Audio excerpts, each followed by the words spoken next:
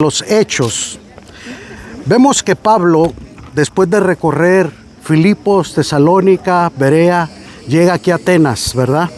Entonces, Atenas era el centro intelectual del mundo en aquella época, donde la filosofía griega reinaba. Atenas descansaba su reputación en el arte, la literatura, la filosofía, la enseñanza y la oratoria. Ellos estaban deseosos de escuchar algo nuevo. Entonces, cuando Pablo llega aquí en el capítulo 17, en el versículo 16, dice: mientras Pablo los esperaba en Atenas, su espíritu se enardecía viendo la ciudad entregada a la idolatría. Hemos escuchado a la guía que nos ha dicho de estatuas, de dioses. Entonces, imagínense, para Pablo era un choque en su espíritu. Por eso el espíritu dice que se enardecía. O sea, había como un enojo, un coraje. Porque, o sea, ¿cómo son tan intelectuales, tan inteligentes y pueden adorar tantos dioses, tantas imágenes? Entonces, Pablo era un contraste para él, un choque, porque decía, ¿cómo tienen tanto cerebro, inteligencia, intelecto, conocimiento y tienen tantos ídolos? Entonces, dice que así discutía en la sinagoga con los judíos piadosos y en la plaza cada día con los que concurrían. Y algunos filósofos de los epicúreos y de los estoicos disputaban con él, y unos decían: ¿qué querrá decir este palabrero, este rollero, verdad?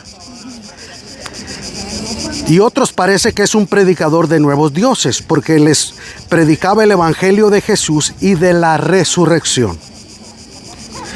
Sabía que la filosofía, Pablo quiso llegarles por ese lado, ¿verdad? Pablo se sentía un hombre estudiado a los pies de Gamaliel, un hombre muy elocuente, muy preparado. Sin embargo, Pablo dijo: yo puedo hablar con ellos, yo puedo discutir, pero la sabiduría del hombre no deja que el poder de Dios se manifieste. ¿Por qué? Porque el hombre en su sabiduría quiere poner a Dios en un cajón, quiere entender lógica, porque tiene que ser cuadrado. Y Dios, la Biblia nos enseña que Dios es un Dios de multiforme. La multiforme gracia de Dios. O sea, Dios tiene muchas formas de obrar, de trabajar, de ministrar, de hacer las cosas muy diferente a como nosotros pensamos y creemos. Ahora, los epicúreos enseñaban que la muerte no era de temer, que aún el alma se extingue cuando el cuerpo muere. Enseñó que todo el placer, evitando el sufrimiento, dolor, búsqueda y satisfacción de la felicidad. Ellos buscaban la satisfacción del cuerpo. Sin embargo, los estoicos enseñaban que el hombre alcanza su más alta aspiración cuando se sujeta a sí mismo. Cuando el hombre sujeta su destino a los dioses. Tiene que ser, los dioses tienen el control. Todo lo deja a la benevolencia de los dioses. Uno al esfuerzo y otro a la divina providencia de los dioses. Sin embargo, Pablo sabía, la palabra charlatán del griego es espermólogos, que es el que roba la semilla. Entonces este es un espermólogos, ¿verdad? Un hombre que roba la semilla. Pablo, con cierto respeto, lo escuchaban su enseñanza por la calidad y la esencia de la vida moral, la muerte, juicio y la resurrección. Cuando ellos oyeron eso de Pablo, dijeron: esta enseñanza es buena, porque habla de moralidad, habla de juicio, habla de resurrección, de vida. Y cometieron un error al suponer que Pablo estaba proclamando una doctrina referente a las dos deidades de Jesús y su compañera femenina Anastasia, que es el griego se traduce por resurrección. Por eso cuando Pablo habló de la resurrección, ellos se hicieron como, después te oiremos. Sin embargo, cuando habla la palabra de al Dios no conocido, agnostos theos, Pablo dice al Dios desconocido, un Dios inconocible. Pero el que le predicaba a Pablo era un Dios que se podía conocer. Seguimos leyendo ahí en el libro de los Hechos, versículo 19.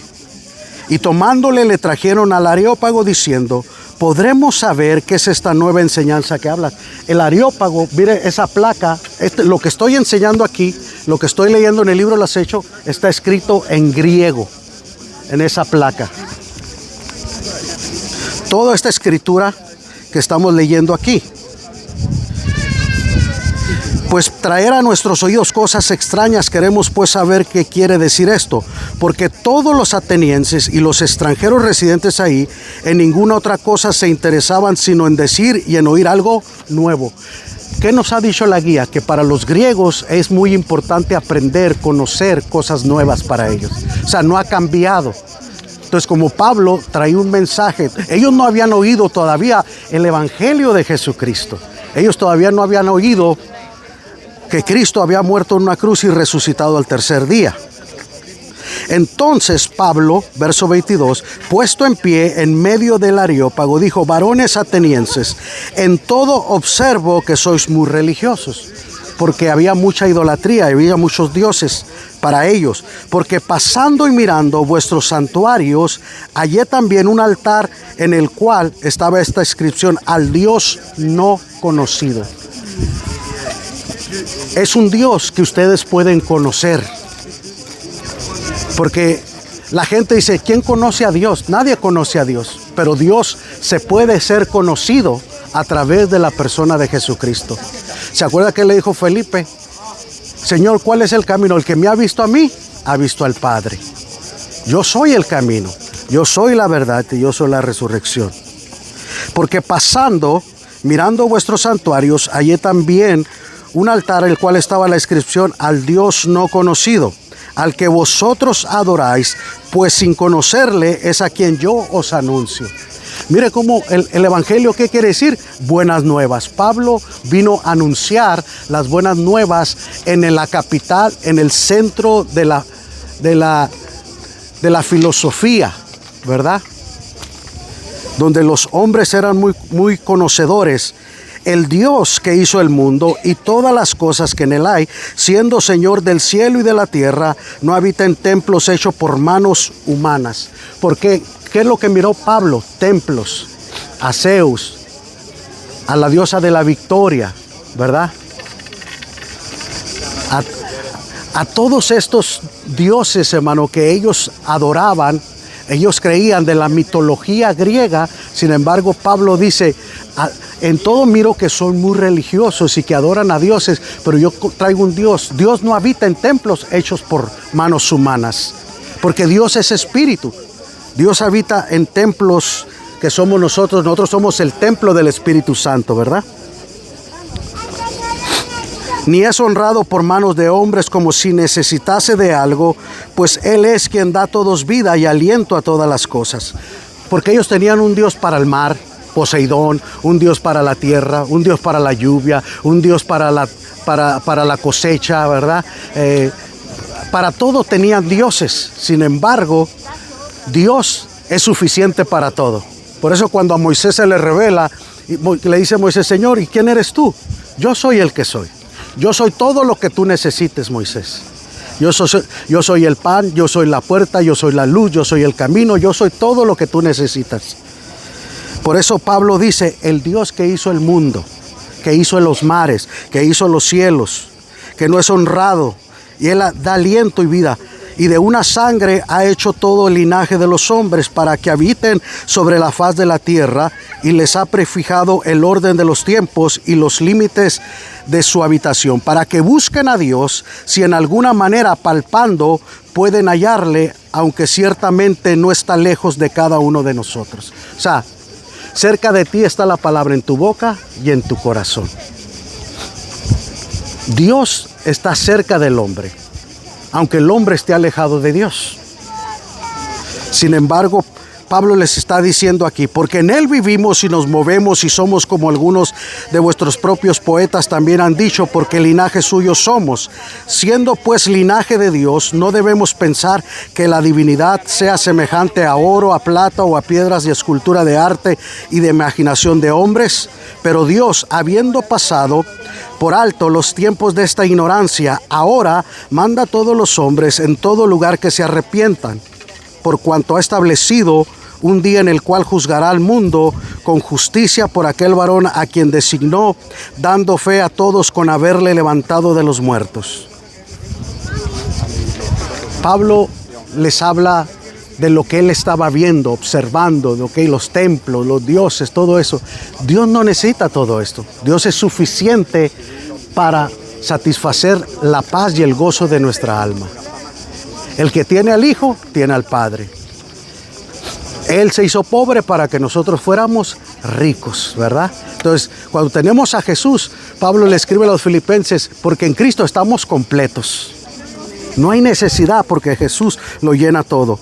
Sin embargo, en el versículo, cuando dice, dando fe a todos con haberle levantado a los muertos, pero cuando oyeron lo de la resurrección de los muertos, unos se burlaban y otros decían, ya te oiremos más cerca de esto otra vez. Así que Pablo salió en medio de ellos.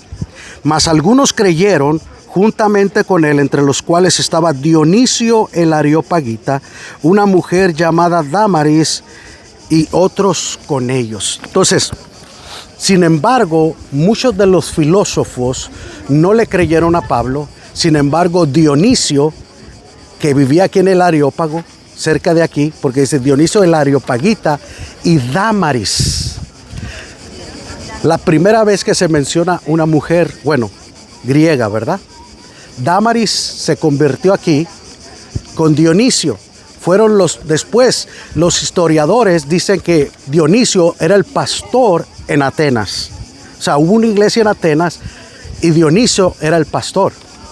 Entonces empezó la iglesia con ese grupo, mientras que la mayoría de los filósofos no quisieron y rechazaron el mensaje. Siempre va a haber alguien que va a oír el mensaje. Siempre va a haber alguien que le va a decir, sí, Señor. Y con esos es suficiente para que el Señor haga la obra. Entonces no hubo el impacto que hubo en Filipos, en Tesalónica, en Berea. Aquí fue como un choque para Pablo. Porque en Tarso, donde estaba Pablo, había esta escuela de los epicúreos. Él conocía muy bien esa enseñanza. Y dijo, yo voy a ministrarles por ese lado. Sin embargo, no le quisieron hacer caso. Por eso cuando llega a Corintio, que venimos hace rato de allá, ¿verdad? Pablo llegó y ya un poco desanimado. Y el Señor dijo, no temas, Pablo, nadie te va a hacer tocar aquí. Habla y no calles, porque hay mucho. Y ahí se quedó bastante tiempo. Entonces vemos aquí que Pablo dio ese mensaje y para los griegos es muy importante porque miren, ahí está esa placa dando evidencia, testimonio de que Pablo estuvo aquí. Así que estamos en el libro de los Hechos, no solamente en los Hechos, pero de los Hechos bíblicos. Porque aquí está esa placa dando testimonio, evidencia. Aquí fue donde Pablo les predicó. Esta parte y allá arriba. Si los que puedan subir y quieran subir, tenemos unos minutitos para subir ahí. Amén.